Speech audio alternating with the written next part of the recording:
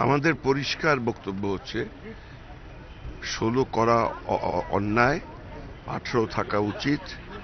কারণ 16 বছরের কোনো মেয়েকে যদি আইনসঙ্গতভাবে কারোর সঙ্গে সহবাস করার অধিকার দেওয়া হয়, তাহলে আজকে যে আইনটা আছে যে 18 বছরের আগে বিয়ে দেওয়া যাবে না, সেই আইনটা ইনফ্রাকচুয়াস হয়ে যাবে, 1 নম্বর। 2 নম্বর, 16 বছর বয়সে কোনো কিশোরীর পক্ষে সহবাস সংক্রান্ত বিষয় স্বাধীন সিদ্ধান্ত নেওয়া খুব কঠিন হয়ে পড়বে, অ্যালিওরমেন্ট হবে, প্রলুব্ধ করা যাবে, নিজস্ব ব্যক্তিত্ব গড়ে উঠবে না 16 বছরে, সর্বনাশ হবে দেশে।